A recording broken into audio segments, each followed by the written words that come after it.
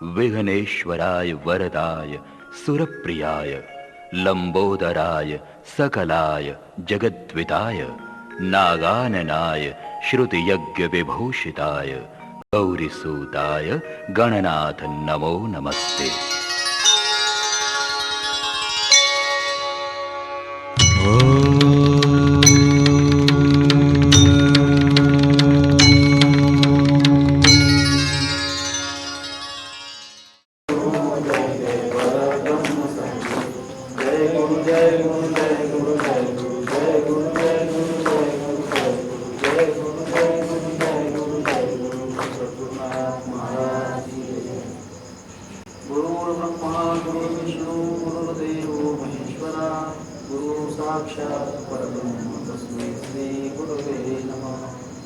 ब्रह्मानंदं परमसुखदं केवलं ज्ञानमूर्ति द्वन्द्वातीतं जगत्सदृशं तत्त्वमस्यादिलक्ष्यम् एकं नित्यं विमलं अचलं सर्वधी साक्षिभूतं भावातीतं त्रिगुणरहितं सद्गुरुं नमामि।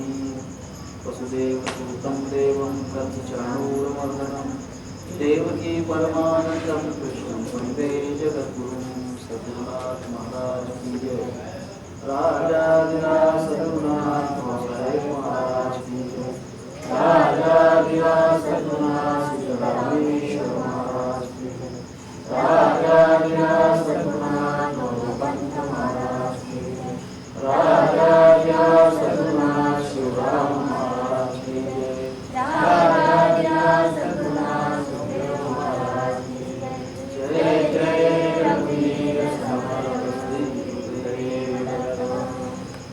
श्रीमत्परब्रह्मगुरुं स्मरामि श्रीमत्परब्रह्मगुरुं वदामि श्रीमत्परब्रह्मगुरुं नमामि श्रीमत्परब्रह्मगुरुं भजामि।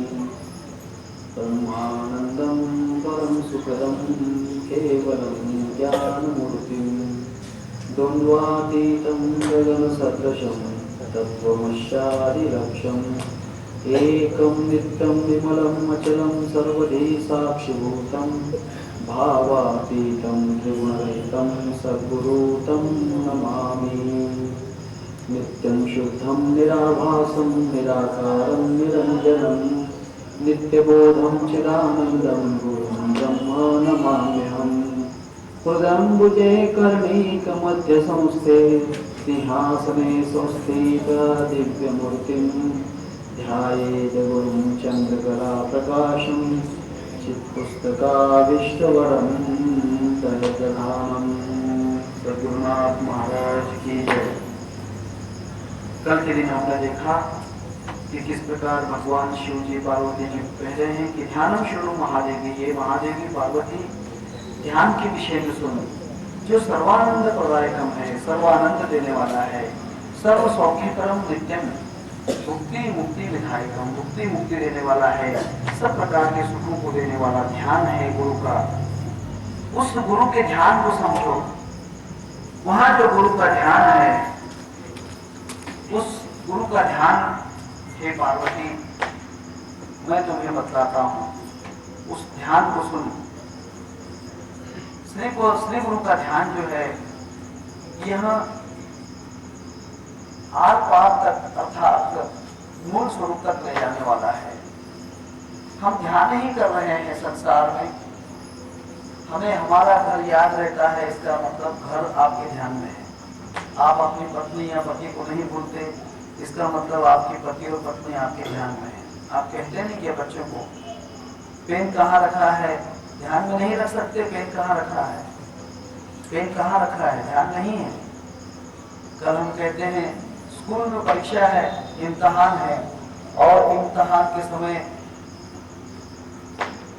जवाब क्या लिखना है, अच्छा ध्यान देकर लिखना। मतलब संसार में हर चीज का हम ध्यान करते हैं, परंतु वो बहिर्वर्तीय ध्यान है, अंतर ध्यान नहीं। संत तुकाराम महाराज कहते हैं अंतरिचे ध्यान, संत तुकाराम महाराज अपने अभंग में कहते हैं अंतरिचे ध्यान मुख्य या नावे पूजन उपाधि के अवधि पाप मोड़ निर्षेता संकल्प।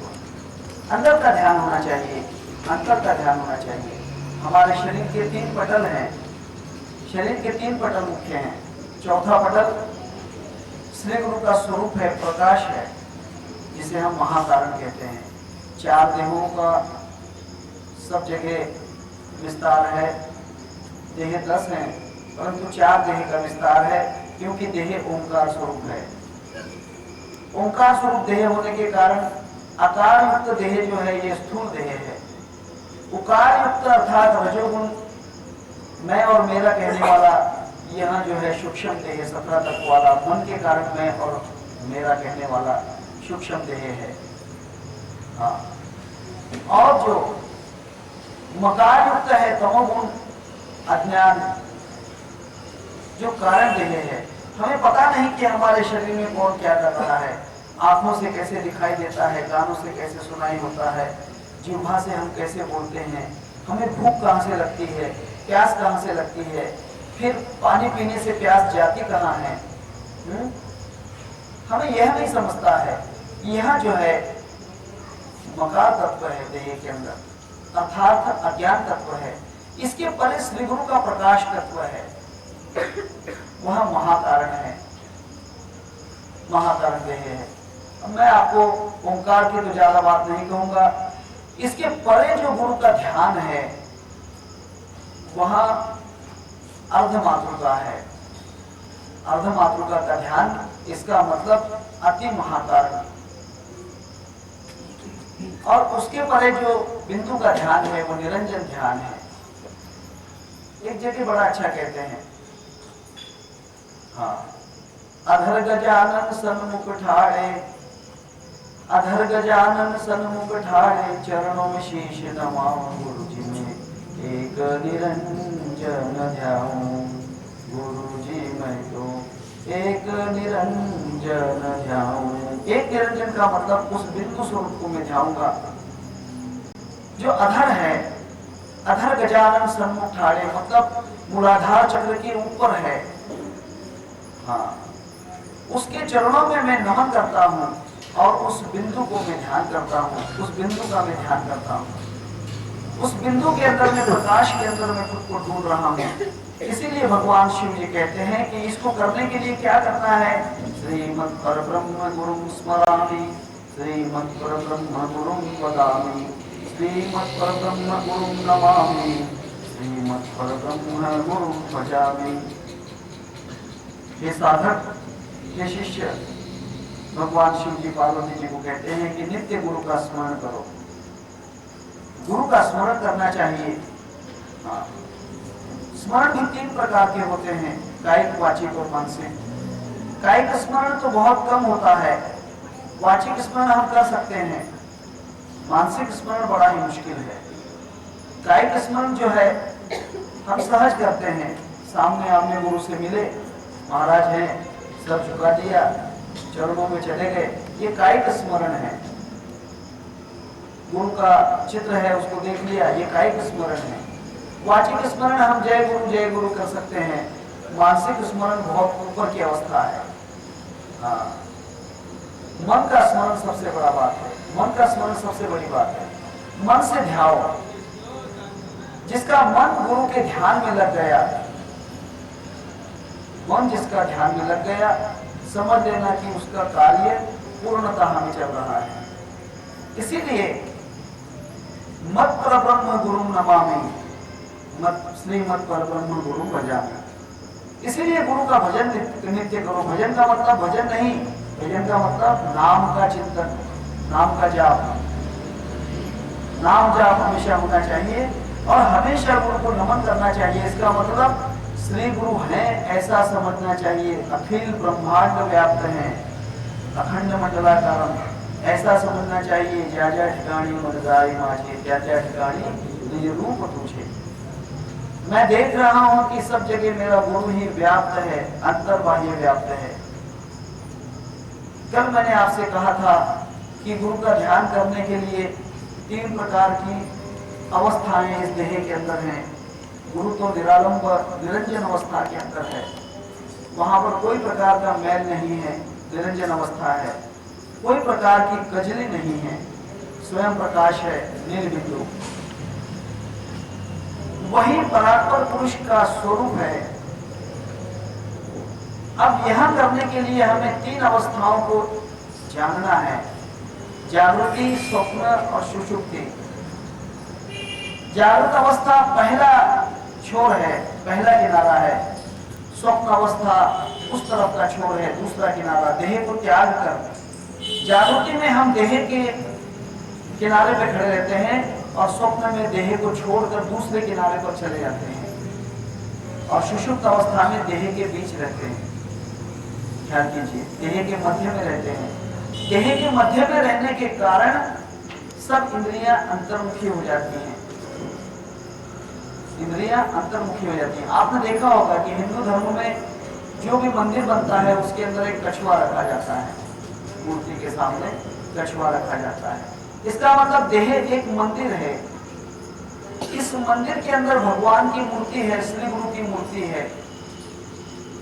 परंतु श्री गुरु की मूर्ति प्राप्त करने के लिए आप जब अंदर प्रवेश करोगे, मध्य प्रवेश करोगे, तब आपको कछुए जैसे अपने इंद्रियों को अंदर खींचना है।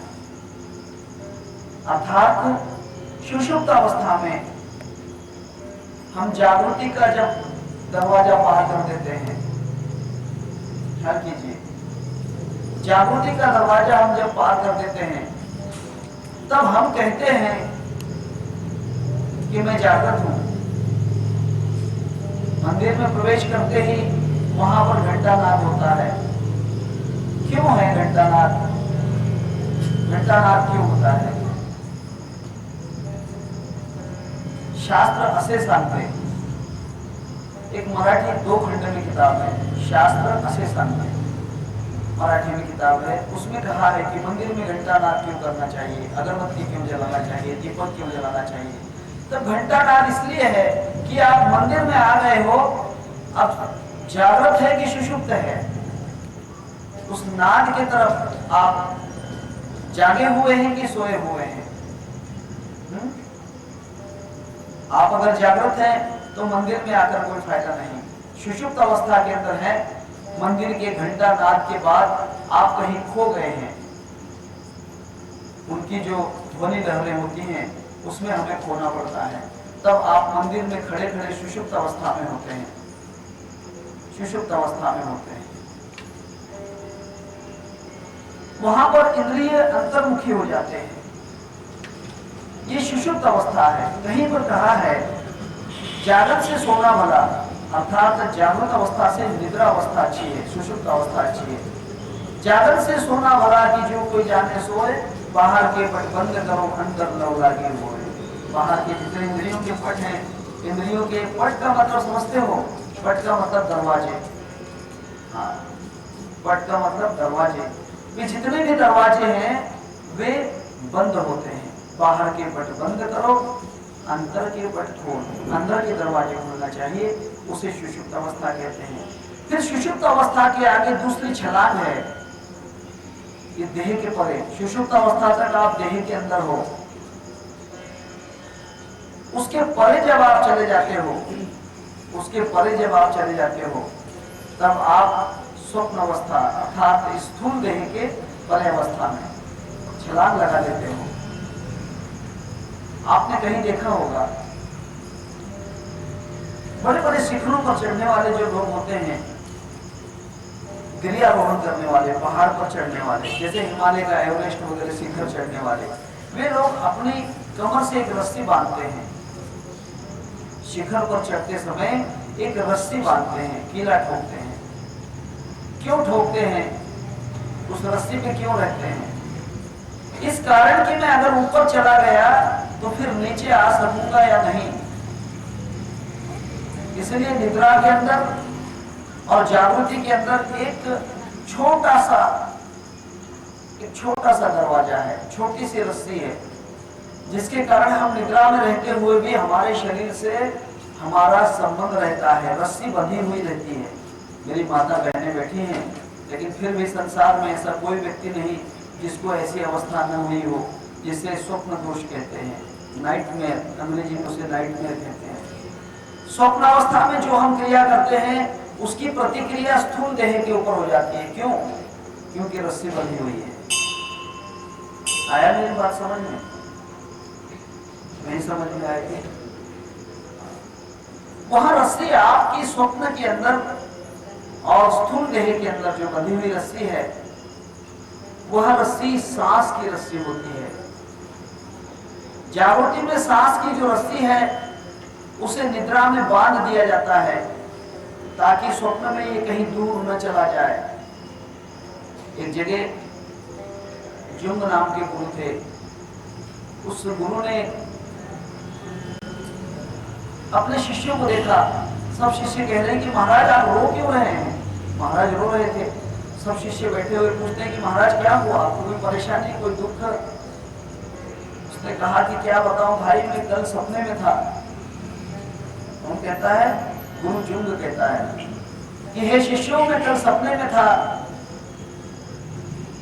सपने के अंदर मैंने देखा कि मैं तितली बन गया। तितली समझते हो? बटरफ्लाई, फूलपाखरू। तितली का मतलब बटरफ्लाई, जिसे हम मराठी में फूलपाखरू कहते हैं।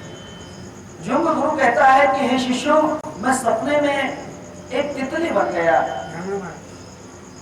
मैं एक तितली बन गया और वहां तितली बनने के बाद जैसे मैं निद्रा से उठा तो मेरा रोना तब से लेकर अब तक चल रहा है।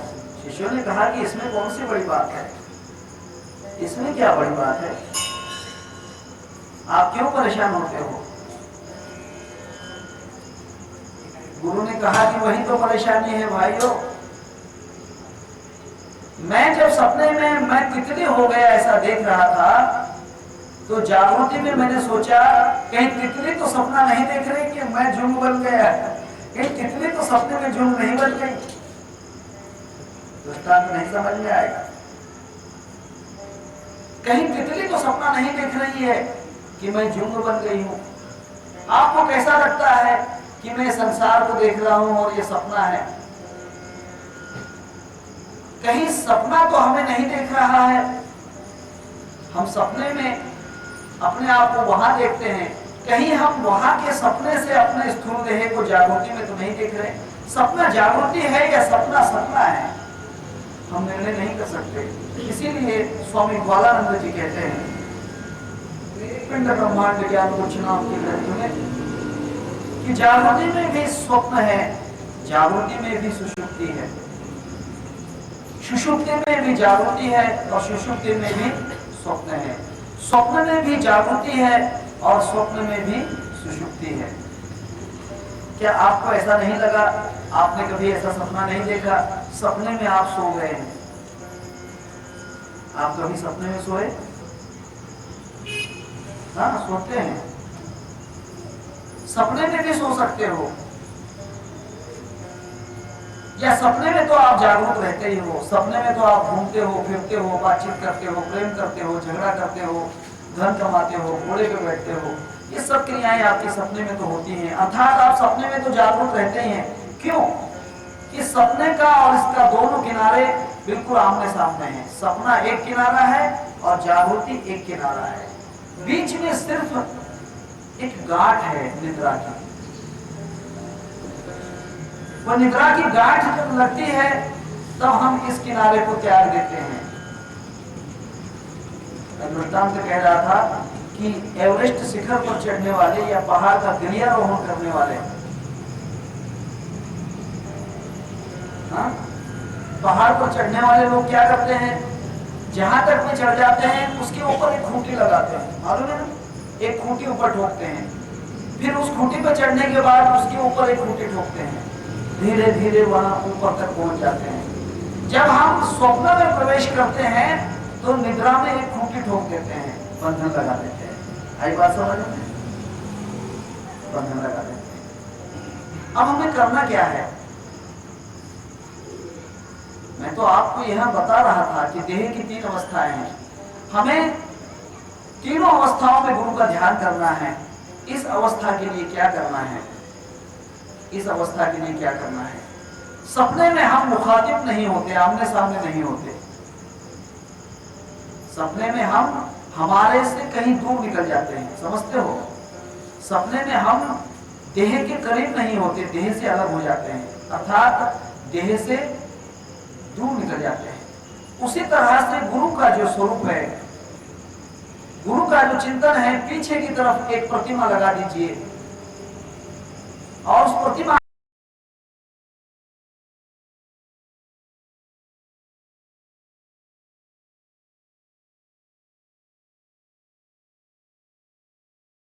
को सामने की आईने में देखिए।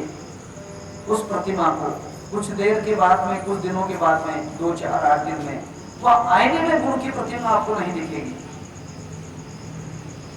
जागृति में आप आईने में प्रतिमा देखते हो, आई बात समझ में? सुषुप्ति में प्रतिमा नहीं दिखती है, सुषुप्ति में कुछ नहीं दिखता है। जब प्रतिमा गुप्त होती है, प्रतिमा दिखती नहीं है, अदृश्य हो जाती है, तो वहां आपकी सुषुप्ति अवस्था है। फिर आप स्वप्न में छलांग लगाते हैं। आईने को निकाल दीजिए, आईना ना होते हुए पीछे की जो प्रतिमा है वो सामने दिखाई देगी। इसका अर्थ यह है कि आप जागृति के पीछे, स्थूल देह के पीछे जो है वहां भी आप देख सकते हो। आप जब सो जाते हो निद्रा के अंदर, तब स्वप्न में इस देह को हटा देते हो। इस देह की आंखें नहीं देखती, आंखें नहीं देखती हैं। सपना ख्याल कीजिए, सपना आंखों में नहीं आता है। सपने का स्थान कंठ स्थान है, स्वप्न स्थान कंठ में होता है, जीवात्मा के अंदर। और जीवात्मा वही होता है जहां पर मन होता है। जहां पर मन उन्मन हो गया वहां जीवात्मा नहीं, वहां परमात्मा होता है। ये बात सिद्धांत के ख्याल में रखिए। जहां जीवात्मा है वहां पर मन है, जहां मन है वहां पर जीव भाव है। जहां पर मन उन्मन हो जाता है वहां पर जीव भाव चला जाता है और परब्रह्म की अवस्था आ जाती है। कंठ स्थान के अंदर आपको स्वप्न दिखाई देगा। जब आप निद्रा में होते हो तब आपको जो स्वप्न दिखता है आंखों से नहीं दिखाई देता है, क्योंकि ये स्थूल देह की आंखें आप त्याग देते हो। कंठ में जो मन है, मन के द्वारा आप देखते हो, मन की दृष्टि से आप देखते हो, मन की आंखों से आप देखते हो। मन आईना है, ख्याल कीजिए, मन एक आईना है और इस मन रूपी आईने से, मन रूपी दृष्टि से आप देख सकते हो। मन की इतनी दौड़ है कि वह स्वर्ग भी देख सकता है, मृत्यु भी देख सकता है, मृत्यु लोक भी देख सकता है, पाताल लोक भी देख सकता है, ब्रह्मा विष्णु महेश सबको देख सकता है। जो स्थूल आंखों से नहीं दिखता है वो मन की आंखों से दिखता है। तब दीवार के ऊपर आईना न होते हुए गुरु की प्रतिमा जब आपको दिखती है, इसका मतलब आपके आंखों में मन उतर गया। मन, आपका जो मन है वह जागृत अवस्था में आ गया। अर्थात क्या है, जो स्वप्न अवस्था की छलांग है वह छलांग उस किनारे से इस किनारे पर आ गई है। स्वप्न की जो अवस्था, स्वप्न की जो दृष्टि है वह जागृति में आ गई है। फिर आप स्वप्न की न दिखने वाली चीजें, अभी जागृति में आपको कोई सपना नहीं दिखेगा, दिखता है, वह सपना भी अलग है। उसे रिवेरू कहते हैं अंग्रेजी में, दिवा स्वप्न। दिवा स्वप्न होता है। हम कहते हैं कि मुझे मकान बनाना है, फिर जमीन खरीदना है। एक चूड़ी वाला था, वो दिवा स्वप्न देखता था, दिन में सपने देखता था। चूड़ियां बेचने वाला चूड़ियां बेचते जा रहे, एक पेड़ के नीचे ठहरा ठंडी छांव के अंदर और सोचने लगा। चूड़ियों का टोकरा था और सोचने लगा। दूसरे तीसरे में कथा है शायद बच्चों के स्कूल में, लेकिन बहुत बड़ा सिद्धांत है दिवा स्वप्न। वो कहने लगा कि मैं चूड़ियां बेचूंगा, चूड़ियों के जो मुनाफा होगा, जो पैसा मिलेगा, उससे एक मुर्गी खरीदूंगा। मुर्गी के अंडे होंगे, फिर मुर्गी को उन अंडों पर बिठाऊंगा, फिर मुर्गी के कई बच्चे हो जाएंगे, वे बच्चे बड़े करूंगा, फिर उन बच्चों के कई फिर अंडे होंगे, फिर उनको बिठाऊंगा, फिर मेरे पास बहुत सारी मुर्गियां हो जाएंगी, फिर मेरे पास बहुत सारे पैसे आएंगे, फिर उन पैसों से मैं विवाह करूंगा, शादी करूंगा। और शादी करने के बाद देख रहा है, टोकरे की तरफ देख रहा है, बाकी कुछ भी नहीं। फिर मैं शादी करूंगा, शादी करने के बाद एक सुंदर सी बीवी लाऊंगा, पत्नी लाऊंगा, उससे संसार करूंगा। फिर 1 2 3 4 ऐसे बच्चे होंगे। फिर वे बच्चे छोटे छोटे पप्पा पप्पा कहेंगे, मम्मी मम्मी कहेंगे। उसमें से कोई कोई बच्चे नटखट होंगे, उन बच्चों को मेरी पत्नी मारेगी। अगर वो पत्नी मुझे उन बच्चों को मारेगी तब मुझे बहुत बुरा लगेगा, और जब वो मारना बंद नहीं करेगी तो मैं एक लात उसको लगा दूंगा। और वो लात टोकरे को लगाती है, पूरी चुड़ियां उड़ गई। ये दिवा स्वप्न है, इसे रिवेरू कहते हैं, रिवेरू कहते हैं। रात के सपने अलग होते हैं, उसे नाइट मेयर कहते हैं, रातों के सपने। आई बात समझ में? दिवा स्वप्न उसे रिवेरू कहते हैं, और रातों के जो सपने होते हैं उसे नाइट मेयर कहते हैं। रात में भटकना, मन भटकता है, मन भटकत है भटकावत है, मन अटकत है अटकावत है, मन भटकता है। तब हमें यहाँ पर जब जागृति में हमारा स्वप्न प्रकट हो जाता है, जागृति में जब हमारा सपना सामने आ जाता है, तब उस सपने को आप जागृति में बाहर बिखेरो, किसी पेड़ के ऊपर, वहां पर उस स्वप्न को देखने की कोशिश करो जागृति में, कि जो मैं देख रहा था वहां स्वप्न सामने आएगा। आपको एक महाभारत भागवत की कथा पता होगी। भागवत में मालूम है कथा? भागवत की कथा नहीं मालूम? भगवान श्री कृष्ण का जो पुत्र था प्रद्युम्न, अनिरुद्ध उसका पोता था, भगवान कृष्ण का पोता अनिरुद्ध, उसको निद्रा में उठा कर लेकर आई। कौन? चित्रलेखा। उसकी एक सहेली थी, उषा नाम की लड़की थी। सहस्त्रबाहु नाम का राजा था, उस राजा की कन्या थी उषा। उसने एक सपना देखा और सपने में उस पुरुष को देखा, और अपनी जो सहेली थी, देखिए भागवत भी एक बहुत बड़ा सिद्धांत है, अगर समझोगे तो। ध्यान की विधि दी है। चित्रलेखा को कहा कि हे चित्रलेखा, मैं रात सपने में एक पुरुष से मिली, वह पुरुष बड़ा ही सुंदर था, मेरी आंखों के सामने जाता नहीं है। नैनों में सपना, सपने में सजना, सजना पे दिल आ गया। मैं तो उसकी दीवानी हो गई हूँ, अब तो मेरे आंखों से वह जाता ही नहीं है। उसे कुछ भी करो और मेरे सामने लाओ। चित्रलेखा ने कहा कि मैं ला सकती हूँ, वो पुरुष कौन है, क्या है, नाम तो बताओ। उसने कहा कि वही तो नहीं आ रहा है यार, पुरुष कैसा था वही नहीं समझ में आ रहा है। उसने कहा कि एक काम कर, ये जागृति में तू फिर स्वप्न में चली जा, जो सपने में तूने उस पुरुष को देखा है। ख्याल कीजिए, भागवत का सिद्धांत है, भागवत जिसने पढ़ा होगा, जिसको सुना होगा, उसका सिद्धांत इसमें मिल जाएगा। सहस्त्रबाहु की जो बेटी थी उषा, चित्रलेखा कहती है कि हे उषा, अगर तुझे वहां पुरुष चाहिए तो मुझे जागृति में उस स्वप्न का याद दिला, उस सपने को सामने ला। उषा ने क्या किया? जागृति के अंदर चित्रलेखा एक ब्रश लेके हाथ में खड़ी है, चित्रित करने के लिए, उसकी प्रतिमा को लाने के लिए। प्रतिमा कैसी है? अब देखो तुम जागृत हो, अब चले जाओ सपने में, सपने में चले जाओ। भारतीय सिद्धांत तो बहुत बड़ा है, दर्शन शास्त्र है। Indian philosophy is great then all philosophy. जितनी भी दुनिया की फिलोसॉफियां हैं, उससे महान फिलोसॉफी इंडिया की है, ख्याल कीजिए, क्योंकि इंडियन फिलोसॉफी अनुभव के ऊपर आधारित है, अनुभव सिद्धांत है।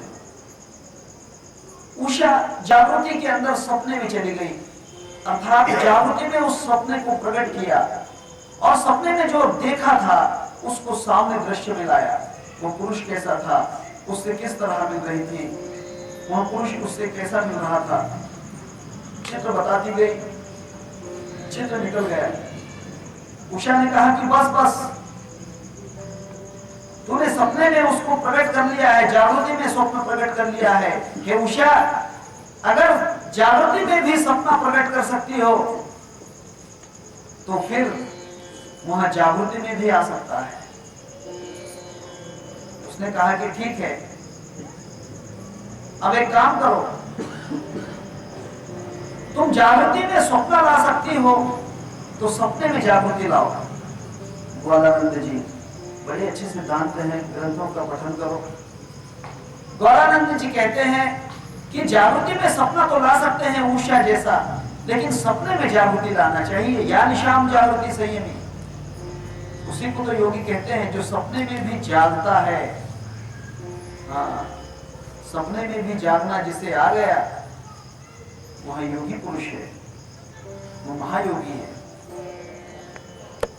उषा ने कहा कि ठीक है मैं सो जाती हूं। उसने कहा कि सपने में चले जाओ, लेकिन सपने में नहीं रहना है, सपने में जागरूक रहना। सोना नहीं भाई, जागरूक रहना, जागरूक को भी और जगाना। संत बड़ा अच्छा लिख कर गए हैं, जागरूक जो है उसे भी और जगाना है। सपने में उस जागृति अवस्था को लाओ, जैसे जागृति में तुम सपना ला सकती हो। अभी चित्र बनाया है, जागृति में स्वप्न प्रकट किया है, तो सपने में भी जागृति को प्रकट करो। ध्यान सिद्धि बहुत सोपी है, सहज है, सरल है, करने वाला चाहिए। ये श्री गुरु का महाध्यान है, महाध्यान है। उषा सपने में अर्थात निद्रा में जाकर सपने में प्रवेश किया और फिर अपनी जागृत अवस्था वहां ले गई। जागृत अवस्था लेकर जैसे ही वहां गई, तुम्हें पता होगा जगत गुरु शंकराचार्य मंडन मिश्र के साथ काशी में जब सत्संग कर रहे थे, मंडन मिश्र के साथ उसकी पत्नी ने उन्हें हरा परास्त कर दिया कि तुम्हें काम शास्त्र का बोध नहीं है, तुम 4 वेद 6 शास्त्र 18 पुराण जानते हो, परंतु कोक शास्त्र का तुम्हें अनुभव नहीं। शंकराचार्य ने कहा कि मैं कोक शास्त्र में भी प्रवेश करूंगा, उसका अनुभव लूंगा। शंकराचार्य ब्रह्मचारी थे, पर स्त्री से विवाह नहीं कर सकते थे, आजीवन ब्रह्मचारी थे, क्या करें। जगत गुरु शंकराचार्य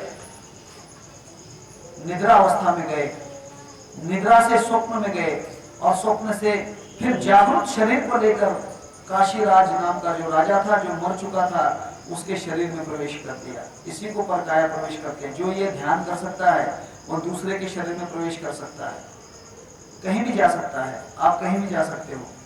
मनोजीवम मारुततुल्य वेगम जितेंद्रियम बुद्धिमत्ताम वरिष्ठम वातात्मजं वानरयोत मुख्यम श्रीरामदूतम शरणं प्रपद्ये। मनोजीवम, मन के ऊपर विजय प्राप्त की। तब प्रकार ऐसा हुआ कि जगत गुरु शंकराचार्य अपने देह को, जागृत देह को, पंचतत्व को नहीं, ख्याल कीजिए देह आपका पंचतत्व नहीं है, आप भूल में मत रहना। इस देह के अंदर ये जो स्थूल देह दिख रहा है, अपने जागृत देह को स्वप्न में लेकर गए और काशीराज के शरीर में प्रवेश कर लिया। 5 तत्व का जो शरीर था मंदिर में रख दिया। 40 दिन तक उसकी पत्नी से रत हुए और रत होने के बाद जो आनंद था रति का, उसका अनुभव लिया और अनुभव लेने के बाद फिर लौट कर आए, मंडन मिश्र को परास्त किया। यह जगत गुरु शंकराचार्य की बात है, वो ज्यादा दूर की बात नहीं है, 12वीं सदी की बात है। 12वीं सदी में जगत गुरु शंकराचार्य हो गए। तब कहने का मतलब यह है कि उषा स्वप्न में गई और स्वप्न में जाने के बाद जागृत शरीर का उसने ध्यान किया, जागृत के अंदर प्रवेश किया।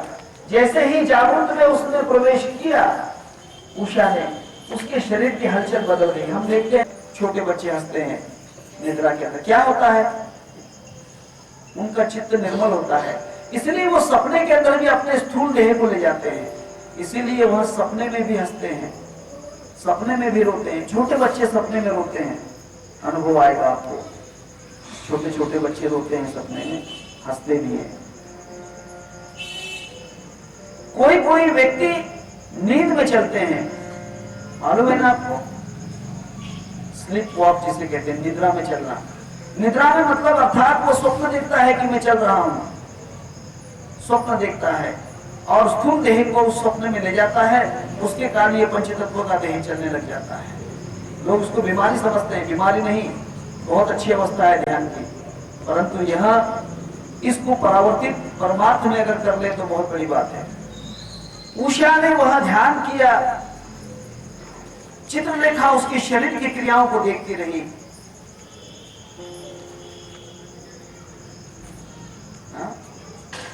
उनका जो प्रेम था, उस प्रेम की तरफ जैसे उसने देखा,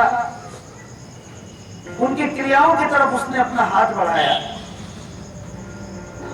उसका हाथ बढ़ाया और सुषुप्त देह में उसने अपने जागरूक देह को प्रवेश किया। किसने? चित्रलेखा ने। ख्याल कीजिए। अब बात यह है, उस समय अनिरुद्ध भी सोया हुआ था और उषा भी सोई हुई थी, दोनों की एक अवस्था थी। उस सुषुप्ति के अंदर चित्रलेखा ने प्रवेश किया और जैसे ही, देखिए, जिसकी एक अवस्था हो जाती है वे एक दूसरे से मिल जाते, चाहे वो कितनी भी दूर रहो। गुरु बैठे पहाड़ पर, हम जमुना के तीर, अब के मिलना बहुत कठिन है, पांव पड़े जाती है। नहीं, ऐसा नहीं है, उससे मिल सकते हो। गुरु मूर्ति गढ़ चंद्रमा सेवक ने चकोर, अष्ट प्रहर निर्गत रहिए गुरु मूर्ति ठाड़े सब, देख सकते हो, मिल सकते हो। उसके निद्रा अवस्था में प्रवेश किया, क्योंकि वहां अनिरुद्ध भी सोया हुआ था। जैसे उसके अंदर प्रवेश किया, उसके अंदर, उसके सपने में, उसके सुषुप्त अवस्था से उसके सपने में हाथ बढ़ाया, क्योंकि वह सपने में उसको छू रही थी, सपने में उसको स्पर्श कर रही थी, सपने में उससे प्रेम के प्रकरण कर रही थी, सपने में उससे मिल रही थी। और उसके सपने में उसने प्रवेश करते ही उसको द्वारका से उठाकर सीधा उषा के पास ले आए। कथा बहुत बड़ी है, मैं नहीं कहूंगा यहाँ पर, भागवत में पढ़ना। सपने में भी जागृति ले जा सकते हैं, वही योगी है। तब हमें सपने में अगर छलांग लगाना आ गई, अर्थात पीछे आईना रखकर बिना आईने के अगर हम प्रतिमा को देख सकते हैं, या सामने वृक्ष है वहां पर भी गुरु की मूर्ति देख सकते हैं, श्री कृष्ण की मूर्ति है वहां पर भी गुरु को देख सकते हैं, अगर देख सकते हैं तो समझ लेना कि आपने सपने में छलांग लगा दी है, आपका सपना सच हो गया। फिर आप जागृति के अंदर उसको ला सकते हो, सपने को खींचकर जागृति में ला सकते हो, और वहीं पर भगवान का साक्षात्कार होता है।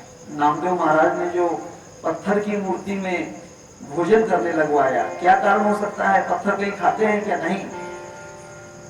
नामदेव महाराज पत्थर के पीछे गए, पत्थर सोया हुआ है, पत्थर सोए हुए हैं, इनमें चेतन है पत्थर में, लेकिन सोया हुआ चेतन है, जागृत चेतन नहीं है। तब सोए हुए चेतन में स्वप्न दृष्टि लेकर गए और स्वप्न से उस सोए हुए को उठाकर लाया। सपने में जैसे चित्रलेखा अनिरुद्ध को उठाकर ले आई, वैसे विठल को उठाकर नामदेव महाराज लेकर आए और उसे भोजन करवा दिया। बहुत बड़ी ध्यान की बात है, इसलिए ध्यान की विधियां सीखो गुरु से। 112 प्रकार की विधियां हैं, इसमें अगर आप प्रवेश करो, ऐसा मत सोचना मन में कि मुझे ये विधि नहीं आती तो मेरा कल्याण होगा या नहीं होगा। अभी जागृति में ही ध्यान करो, जागृति में ध्यान धीरे धीरे हो जाएगा। फिर आप स्वप्न के अंदर भी ध्यान करोगे, स्वप्न में भी आप ध्यान करोगे, स्वप्न में साक्षात्कार करोगे। जो आप ध्यान में, जागृति में साक्षात्कार करते हो, जो अनुभव लेते हो, वही सपने में भी आपको ध्यान लगेगा। कहीं कहीं मुझे एक बार चौधरी ने कहा था कि मैं सपने में भी ऐसा लग रहा हूँ कि मैं खंडवा चले गया, सपने के अंदर भी मैं दादाजी से मिल रहा हूँ। ये स्वप्न का ध्यान है, ये बहुत अच्छी बात है। लेकिन उस स्वप्न को आप जागृति में नहीं लाए। अगर जागृति में लेकर आते तो दादाजी धोनी वाले वहीं प्रकट हो जाते, वहीं पर प्रकट हो सकते थे, वहीं पर प्रकट हो सकते थे। कोई कठिन बात नहीं है, तीनों अवस्थाएं आपके एक ही बॉडी के अंदर है, वो ज्यादा दूर नहीं है, वहीं पर कंट्रोलर है। परंतु ये ध्यान करने के लिए आपको विधियों में उतरना पड़ेगा, क्रियात्मक होना पड़ेगा। जागृति से सपने में छलांग लगाना होगी और सपने से फिर सुषुप्त अवस्था में और सुषुप्त के अंदर जागृति को लाना होगा। या निशाम जागृति संयमी, और वहां आपकी जागृत अवस्था हो जाएगी। लोग कहेंगे कि महाराज सोए हुए हैं, वे सोए हुए नहीं हैं, वे निद्रा में भी ध्यान ही कर रहे हैं। कैसे? इस पर प्रमाण है। विवेकानंद ने एक बार उनके गुरुवर्य रामकृष्ण परमहंस से पूछा कि महाराज वैराग क्या चीज है? वैराग क्या है? वैराग पदार्थ सहज नहीं है, बड़ा किम्मत भारी का मारा है बाण हमारा शक में ज्ञान कटारी का, वो जिसको लगता वह नहीं लेता दुनियादारी का। महाराज मुझे वैराग क्या है ये एक बार समझा दो। उसने कहा कि बेटा जागो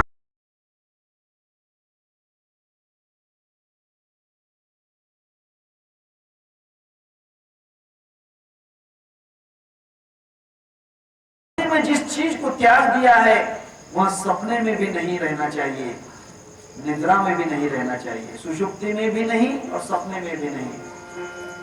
अगर कोई ब्रह्मचारी है जिसने अपनी ब्रह्मचर्य अवस्था धारण की है कि मैं ब्रह्मचारी हूं, लेकिन रात भर सपने अगर देखता रहता होगा अप्सराओं के, तो झूठ बात है, उसने उसका त्याग नहीं किया। हम ब्रह्मचर्य धारण करते हैं और ब्रह्मचर्य धारण करके फिर स्वर्ग की अप्सराओं से भोग होगा, स्वर्ग की अप्सराएं हमें मिलेंगी, स्वर्गलोक में हमें सुख मिलेगा, ये एक सपना देखते हैं। इसे अलौकिक सपना कहते हैं। अलौकिक सपना होता है, लौकिक सपना शरीर के अंदर होता है, अलौकिक सपना जो होता है शरीर के परे होता है, शरीर के भी पार होता है, शरीर से दूर हो जाता है, वो जागृति स्वप्न सुषुप्ति से परे हो जाता है, वह अलौकिक स्वप्न है। ख्याल कीजिए, लौकिक जागृति अभी आप जाग रहे हैं, जागे हुए नहीं हैं, आप थोड़े सोए हुए ही हैं।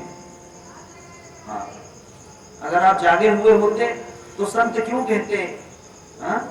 उठा उठा साधु संत साधा आपुला देहित, गेला गेला हा नरदेह मग कैसा भगवंत। आप दिखने में जागृत हैं क्योंकि यहाँ लौकिक जागृति है, अलौकिक जागृति आप में नहीं आई, अलौकिक जागृति नहीं आई। लौकिक निद्रा हम सोते हैं परंतु अलौकिक निद्रा नहीं आई। निषेदिन गुरु राया उन्मनी झोपाली, उन्मनी निद्रा नहीं आई, अलौकिक निद्रा है। हर चीज के दो अर्थ हैं, लौकिक और अलौकिक।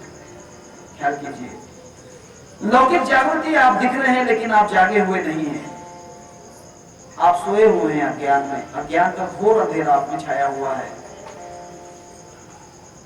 अलौकिक जागना वह है, आंखें बंद करके भी वह जाग रहा है, सोते हुए भी जाग रहा है। अलौकिक निद्रा वह है जो उन्मनी में नींद ले रहा है। आपको मालूम है अर्जुन को कहते हैं कि अर्जुन ने 18 दिन तक नींद नहीं ली।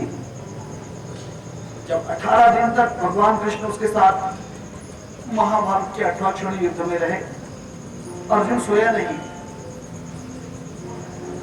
प्रश्न पूछा गया कि धर्म सोते हैं, भीम सोता है, नकुल सहदेव सो जाते हैं, कुंती सो जाती है, द्रौपदी सो जाती है, भगवान कृष्ण की तो बात छोड़िए, वे तो अवस्थातीत है, परंतु अर्जुन क्यों नहीं सोता? उसने कहा कि वह सोता ही है, वह सोया हुआ ही है। हाँ, क्योंकि वह उन्मनी निद्रा में है। वहां जब युद्ध कर रहा था, युद्ध नहीं कर रहा था, तब वहां अज्ञान में सोया हुआ था, क्योंकि उसने अपने धनुष्य बाण फेंक दिए। मैं आपको भागवत गीता के प्रवचन में बताऊंगा ये बात। अपना शस्त्र त्याग दिया क्योंकि वहां उस वक्त लौकिक निद्रा में था, अज्ञान की निद्रा में सोया हुआ था। जब भगवान श्री कृष्ण ने उसे गीता का उपदेश किया, उसे उन्मनी निद्रा लग गई, अलौकिक निद्रा लग गई। और अलौकिक निद्रा में फिर उसे ना कोई दादा है, ना कोई पोता है, ना कोई भाई है, ना कोई बंधु है, ना कोई चाचा है, ना कोई गुरु है, कुछ भी नहीं, उन्मनी निद्रा में।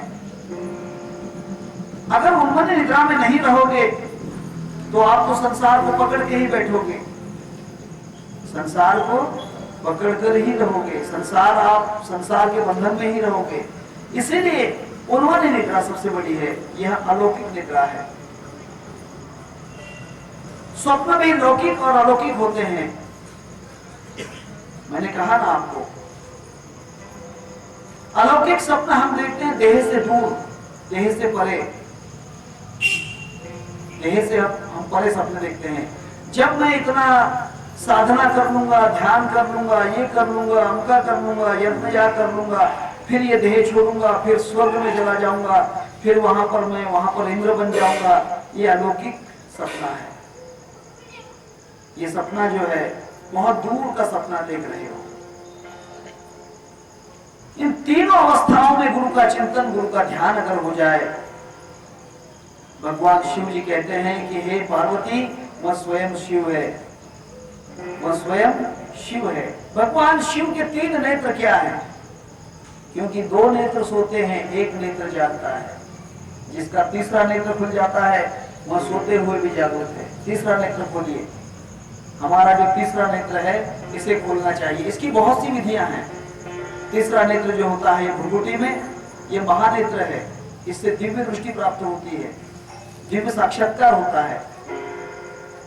तृतीय नेत्र जो होता है, इस नेत्र को खोलने के लिए आप भ्रुकुटी में ध्यान कर सकते हो। भ्रुकुटी में आपको कुछ दिनों के बाद प्रकाश दिखाई देने लग जाएगा, और जैसे जैसे प्रकाश बढ़ता चला जाएगा, फिर प्रकाश बढ़ने के बाद में मन आपका जैसे ही उन्मन हुआ, वैसे वहां पर एक आंख प्रकट हो जाएगी। उस आंख को आप देखोगे, और उस आंख में जैसे आप प्रवेश करोगे, तृतीय नेत्र में प्रवेश करोगे, संसार की हर चीज आपको दिखाई देने लग जाएगी, भूत भविष्य वर्तमान। कुछ योगी लोग, अगर किसी ने प्रश्न किया तो वे 1 मिनट के लिए अपनी आंखें ऊपर ले जाते हैं, अपनी आंखें ऊर्ध्व कर देते हैं, ऊर्ध्व दृष्टि कर देते हैं, और उस तीसरे नेत्र में प्रवेश करते हैं, तब उन्हें सब दिखाई देता है। ये तीसरा नेत्र है। इस नेत्र को खोलने का दूसरा साधन त्राटक भी है। त्राटक साधना से भी ये नेत्र खुल जाता है। क्योंकि त्राटक में क्यों खुलता है? ऐसे आप अपनी आंखों को ऊपर नहीं ले जा सकते हो, जिसको आदत है वही ले जा सकता है। ऊपर की तरफ आंखें लेके जाना सबका काम नहीं है।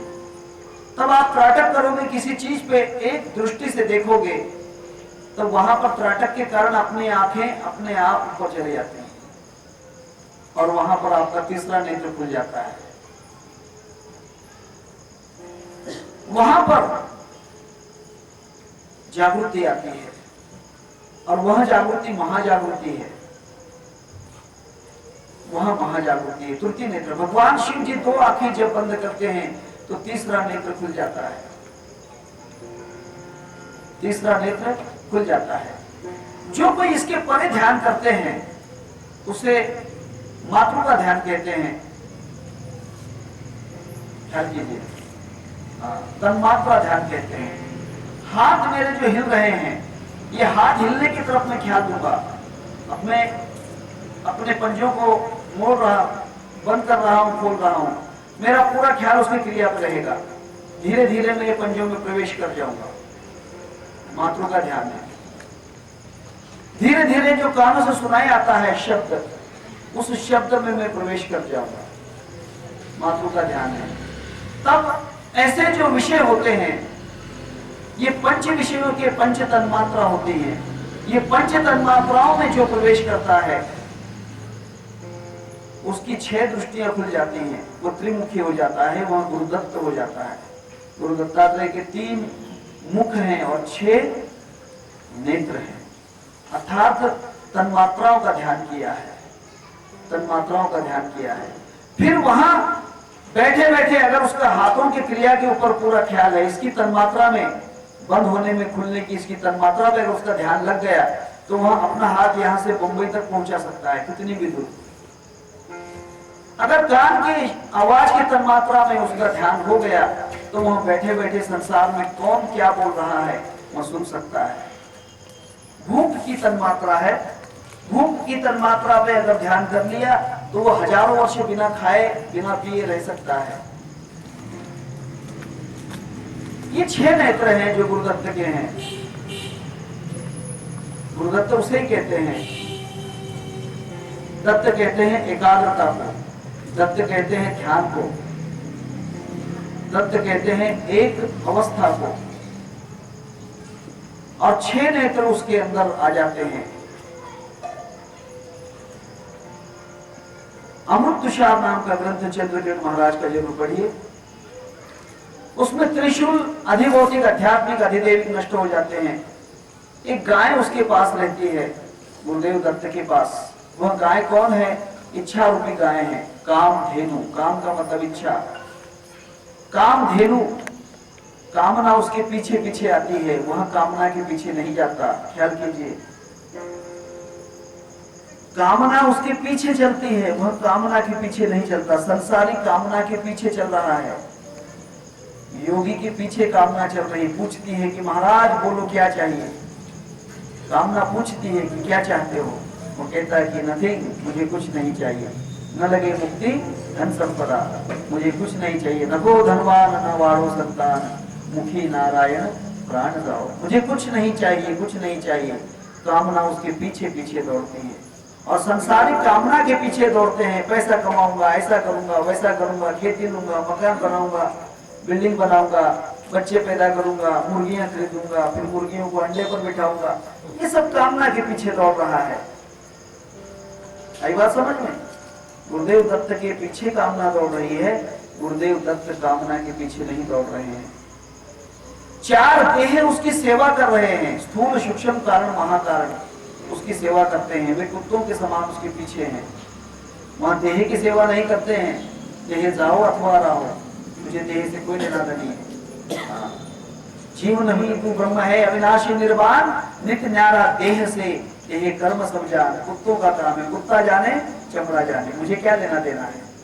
संत ज्ञानेश्वर महाराज कहते हैं, देह प्रारब्धाच्या बांधुनी गाठी, मैं तो उठा उठी वेगळाची, मैं तो अलग हूँ। ये देह जो है, ये चार देह, इससे तो मैं न्यारा ही हूँ, मैं इससे न्यारा हूं। श्री गुरुदेव दत्त जो है, एक झोली रखते हैं, एक झोली रखते हैं, वहां गुरु से भिक्षा मांगते हैं। इसीलिए उन्होंने 24 गुरु किए। गुरुदेव दत्त जो है, वे झोली रखते हैं। झोली का मतलब यह है कि जहां भी कहीं गुरु दिख जाए, उन्हें तो पंछियों में भी गुरु दिख गया। ख्याल कीजिए, गन्ने के अंदर गुरु दिख गया, खेती में गुरु दिख गया, मिट्टी में गुरु दिख गया, आसमान में, अग्नि में, पेड़ों में, पहाड़ में, जल में, थल में, बाण बनाने वाले में, क्योंकि उसकी दृष्टि सब गुरुमय हो गई थी। सब जगह गुरु का बोध है, वह अपने झोली में समेट रहे हैं, भिक्षा मांग रहे हैं गुरु से। वह झोली है, वह झोली उनकी खुली है। श्री गुरुदेव दत्त जो है, श्री गुरुदेव दत्त त्रिमुखी हैं। हाँ, श्री गुरुदेव 3 मुख वाले हैं। यह बाल्यावस्था है, बाल्यावस्था है। जिनका जन्म अत्रि के पास हुआ है, अत्रि मुनि के घर उसका जन्म हुआ। अत्रि मुनि, अत्रि का मतलब त्रिगुण रहित, रजतम सत्व के परे गुरुदत्त का जन्म है, जिसमें रजोगुण तमोगुण सत्वगुण नहीं है, उसके परे उसका जन्म है। अत्रि के यहाँ अनुसूया, कोई भी किसी की निंदा नहीं है, कोई भी किसी की आसक्ति नहीं है। अनुसूया, अनुसूया का मतलब कोई भी प्रकार का उसे फालतू चिंतन नहीं है। हम तो फालतू चिंतन करते हैं, जिससे कोई संबंध नहीं, उसका भी हम चिंतन करते हैं। कितना कचरा हमारे दिमाग में भर जाता है। हमारे दिमाग में इतना बड़ा कचरा है कि हम उसे साफ करते करते हमारे 20 साल निकल जाएंगे, हमारा ध्यान नहीं लगेगा। क्रिकेट सिलोन में होती है, पाकिस्तान में होती है, ऑस्ट्रेलिया में होती है, और हम यहाँ पर चिल्लाते रहते हैं। पूरा कचरा हमारे दिमाग में आ जाता है। हाँ देखिए, झगड़ा कहीं पड़ोस में होता है, उसकी चर्चा हम गली गली में करते हैं कि वहां ऐसा झगड़ा हुआ, वहां ऐसा हो गया, उसने उसको मारा, उसने उसको मारा। झगड़ा उनका था, तेरे दिमाग में क्यों कचरा, गोबर क्यों भर दिया? ये फालतू गोबर क्यों भर रहे हो? ये गोबर हम भर रहे हैं, ये कचरा है। और इसी के कारण हमारा चित्त जल्दी ध्यान नहीं कर सकता, हम ध्यान में नहीं कर सकते, क्योंकि हम दिन भर कहीं की भी मैल जो है वो समेट रहे हैं। उस मैल को, उपवास का मतलब समझते हो? उपवास का मतलब भूखा रहना नहीं। उपवास का मतलब भूखा रहना नहीं। उपासना का अर्थ समझते हो? उपासना का मतलब नाम जप नहीं। और उपनिषद का अर्थ 3 शब्द हैं, तीनों का अर्थ एक ही है, शब्द 3 है। उपनिषद का मतलब, उप का मतलब नजदीक, निषद का मतलब बैठना, गुरु के सानिध्य में बैठना, और कहीं नहीं, सिर्फ गुरु के सानिध्य में, उसे उपनिषद कहते हैं। हाँ, ओम तत्सत इति श्रीमद् भगवद गीतासु उपनिषत्सु ब्रह्म विद्यायाम योग शास्त्रे निषत्सु। अर्जुन बैठ गया कृष्ण के पास, तब उसे ज्ञान प्राप्त हुआ, कृष्ण के नजदीक बैठ गया। उपासना, उप का मतलब नजदीक, आसना का मतलब बैठना, आसन। उपासना का मतलब नजदीक बैठ गया। जो गुरु के नजदीक बैठ गया, बैठने का मतलब समझते हो, बैठने का मतलब ऐसा नहीं कि गुरु बैठे और मैं यहाँ बैठ गया, नहीं। अब चंचलता मिट गई, अब आना जाना नहीं रहा, स्थिर हो गया। स्टेड फास्टनेस, स्थिर प्रज्ञता गीता में कहते हैं दूसरे अध्याय में, स्थिर प्रज्ञता। जिसमें स्थिर प्रज्ञता आ जाती है फिर वहां भटकता नहीं है। अजगर करे न चाकरी, पंछी करे न काम, दास मनुख को कौन चिंता उनके करता राम। अपने आप होता रहता है, वो कुछ नहीं करता। संत का ही न करती, एक जगह लिखा है संत का ही न करती, संत कुछ नहीं करते। परि चमत्कार आपो आप होती, कहते पुण्य मार्गे वर्तती मनुनिया। वे स्थिर हो चुके हैं, स्टेबिलिटी आ गई है, स्टिल फास्ट विजडम आ गई है, स्थिरता आ गई है। उसे कहते हैं उपासना, गुरु के नजदीक स्थिर हो जाना। और उपवास, वास का मतलब नजदीक रहना। हमारा मुंबई में 4-5 दिन निवास था, हम वहां पर वास्तव्य करते थे। वास का मतलब रहना, उप का मतलब नजदीक, गुरु के नजदीक रहना। उपवास का मतलब भूखा नहीं।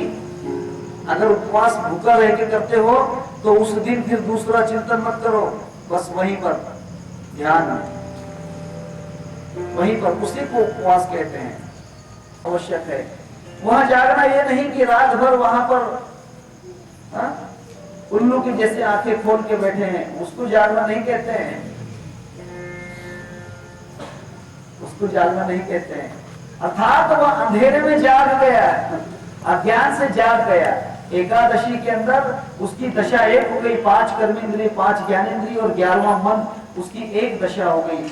अब कहीं मन कहीं नहीं भटक रहा है, कर्मेंद्रिय कहीं नहीं भटक रहे, ज्ञानेंद्रिय कहीं नहीं भटक रहे, सब एक हो गए, एक दशा में हो गए।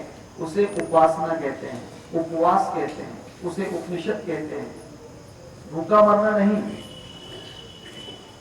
भूखा मरिए, लेकिन भूखा मरते समय ख्याल कीजिए, मरना मरना सब कोई कहे, मरना नहीं जाना कोई। जिसने मरना जान लिया तो फिर से मरना नहीं हो, फिर से नहीं मर सकता है। इसीलिए यह 3 शब्द जो हैं, उपासना, उपवास और उपनिषद, तीनों का एक ही अर्थ है, परंतु हम इसका अर्थ अलग निकाल लेते हैं। उपासना का मतलब कोई माला जपना करते हैं, उपवास का मतलब भूखा रहना समझते हैं, उपनिषद का मतलब कहते हैं कि मंदिर के पायरे पे बैठ जाओ, मंदिर की जो स्टेप है वहां बैठ जाओ। मंदिर में गए तो स्थिर हो जाओ, मन को मत भटकने दो। नहीं तो कहते हैं मराठी में, जेहे देवड़ा चित्त खेटरा। हम मंदिर में है बैठे हुए, लेकिन पूरा ख्याल चप्पलों के ऊपर लगा हुआ है कि मेरे जूते तो कोई नहीं ले जा रहा। ये ध्यान है, ये ध्यान की अवस्था है। जागृति में सपने को लाओ, स्वप्न में जागृति के लाओ, और निद्रा में स्वप्न और जागृति दोनों को मिला दो। ये तीनों का मिलन है। कहे बचन सुन ले गोरख, तीनों ऊपर जाना, आपको चीना और ज्योत में ज्योत मिलाना। वही नर सच्चा वे सच्चा, वही गुरु का बच्चा। ये ध्यान है। भगवान शिव जी कहते हैं कि हे पार्वती, अब गुरु का ध्यान किस अवस्था में करना चाहिए, किस अवस्था में ध्यान करना चाहिए। हम जैसी अवस्था का ध्यान करते हैं वैसा ही हो जाता है। जैसी जयाची मति कैसी तयाची गति धनंजया। जो हम चिंतन करते हैं वही हो जाते हैं। हम जो चिंतन करेंगे, राजा जड़ भरत ने चिंतन एक हिरण के बच्चे का किया और वहां फिर हिरण ही हो गया, हिरण के जन्म में चला गया। इसीलिए हम उसका वर्णन कर रहे हैं। ब्रह्मानंदम परम सुखदम केवलम ज्ञान मूर्तिम द्वंद्वातीतम गगन सदृशम तत्त्वमस्यादिलक्ष्यम एकम नित्यम विमलम अचलम सर्वधी साक्षिभूतम भावातीतम त्रिगुण रहितम सद्गुरु तम नमामि। मेरा जो गुरु है, जिसका मैं चिंतन कर रहा हूं, वह मुझे ब्रह्म का आनंद दे रहा है। वो ब्रह्मानंद है, उससे मुझे सुख मिल रहा है। मैं उसमें प्रवेश कर रहा हूं। एक बार राजा इंद्र ने सपना देखा। सपने में राजा इंद्र मादी हो गया था, स्त्रीलिंग हो गया, और स्त्रीलिंग होते हुए भी स्त्री नहीं हुआ, एक सुअर नहीं हो गया। सुअर समझते हो, अंग्रेजी में जिसे पिग कहते हैं, डुक्कर जिसे कहते हैं, वहां पिग हो गया, अर्थात डुकरिन हो गया। और वहां सपना देखने लग गया कि मेरे 10-15 बच्चे हैं और उन बच्चों के साथ में मैं सुखी हूँ, पूरा मेले में भरा हुआ है, बच्चे उसके ऊपर खेल रहे हैं। नारद जी वहां पर आए, इंद्र सोए हुए थे, सपना देख रहा था कि मैं सुअर नहीं बन गया हूं और मेरे बच्चे हैं छोटे छोटे। नारद कहता है कि हे इंद्र उठ उठ। इंद्र कहता है कि दूर हो, मेरे छोटे छोटे बच्चे दूध पी रहे हैं, मेरे छोटे छोटे बच्चे दूध पी रहे हैं, चलो हटो, दूर हो जाओ। नारद ने कहा कि भाई क्या बात है। इंद्र ने कहा कि हे नारद, उठने के बाद, जागृति के बाद, कि हे नारद, मैं सपना देख रहा था, जिस सपने में मैंने देखा कि मैं एक सुअर नहीं हो गया और मेरे छोटे छोटे बच्चे हैं, मैं उन्हें दूध पिला रहा हूं। नारद ने कहा कि हे इंद्र, ऐसे सपने देखोगे तो उसी जन्म में चले जाओगे, गुरु का ध्यान इस तरह करोगे तो वैसे ही बन जाओगे, गुरु को देह रूपी मत समझिए। बसरीची तयारी पाहिजे।